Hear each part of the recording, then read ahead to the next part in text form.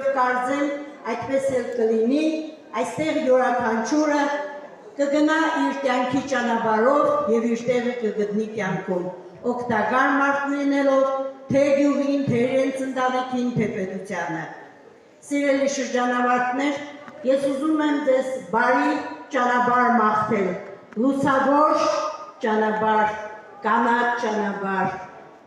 անխոչնդոտ ճանապարհ, բայց ինչպես գիտենք, կյանքը առանց դժվարությունների եւ խոչընդոտների չի լինում։ Իսկ դուք ունեք այնքան կամքի ուժ, այնքան ինքնավստահություն, որ գիտեմ, այդ ամենը կհաղթեք, կհաղթահարեք կյանքի ճանապարհին։ Ձեզ բարի երթ եմ ցանկանում, սիրելի շրջանավարտներ, եւ ուզում եմ հատուկ անհատական ներկայացնել դասարանում լավագույն աշակերտներին, որոնք են Կարապետ Նահապետյանը,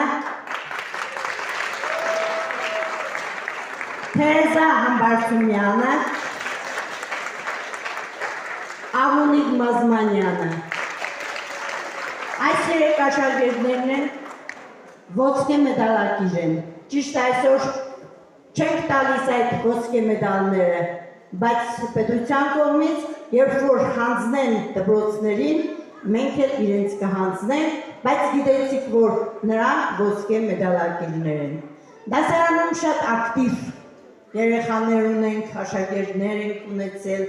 եւ կարող եմ ասել, որ նրանցից երևի յուրաքանչյուրն էլ կարող էին դառնալ թեկուզ արծաթե մեդալակիրներ։ Համենայն դեպս ես նրանցից գոհ եմ որպես աշակերտ, որպես խելացի մարդիկ, որովհետև այս միջոցառումը ամեն ինչ ասաց, ինձ թվում է, որ ավելորդ չեր լինի նորից ու նորից կրկնել նրանց այդպիսին լինելը։ Ես նորից ու նորից բարի երթ եմ ցանկանում ձեզ սիրելի աշակերտներ եւ մաղթում եմ, որ ձեր կյանքում գտնեք ձեր տեղը։ Ուզում եմ իմ մեր դպրոցի բարերարի անունից շնորհավորել մեր շրջանավարտներին եւ տալ ծնողների նախագահին նրա կողմից ֆինանսական, դրամական պարգևը, որը կօգտագործեն աշակերտները իրենց այս վերջին զանգի կապակցությամբ։ Խնդրում եմ, որ մոտենաք ծնող կոմիտեի նախագահ Անգել Մարիամ ջան եւ ձեզ հանձնել նաեւ այն, որ դրան գումարած մեր շրջանավարտները ստանում են եկեղեցուց նույնպես դրամական